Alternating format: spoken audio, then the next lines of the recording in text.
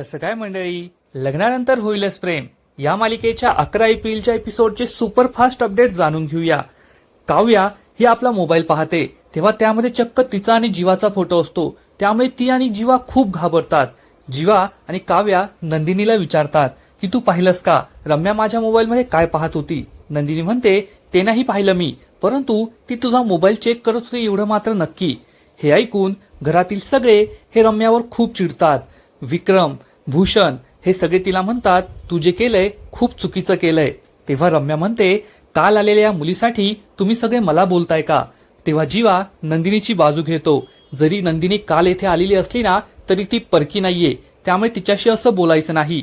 पार्थ हा सुद्धा काव्या आणि नंदिनीची बाजू घेतो की काव्याचा मोबाईल चेक करणं हे खूप चुकीचं आहे।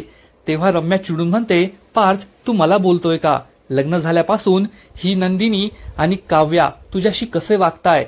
या काव्याने अजून तुला नवरा मानलेला नाहीये, तिला हा संसारच करायचा नाहीये। त्यामुळे मला शंका होती की नक्कीच या काव्याच्या मनात दुसरं कुणीतरी आहे। या काव्याचं बाहेर लफडं सुरू आहे, म्हणून मी तिचा मोबाईल चेक केला। हे ऐकून घरातील सगळ्यांना मोठा धक्काच बसतो।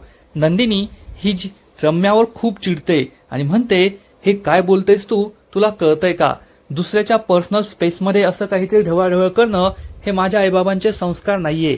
रम्या म्हणते तू माझे संस्कार काढतेस का, ही काव्या कशी वागते तुला कळत नाहीये का, तुझी छोटी बहीण आहे। एका मुलीला काय हवं असतं, इतका चांगला नवरा मिळालाय, प्रत्येक गोष्टीत परफेक्ट आहे पार्थ, पण तरी सुद्धा या काव्याने त्याला नवरा मानलं नाहीये।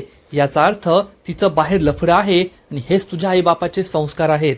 हे ऐकून नंदिनीला खूप राग येतो आणि ती चक्क रम्याच्या सनसनीत थोबाडीत मारते। तेव्हा सर्वांनाच जबर धक्का बसतो।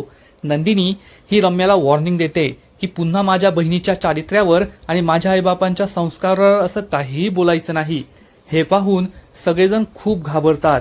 तेव्हा वसुआत्या खूप चिडते आणि नंदिनीला म्हणते तुझी हिंमत कशी झाली माझ्या मुलीशी असं वागण्याची।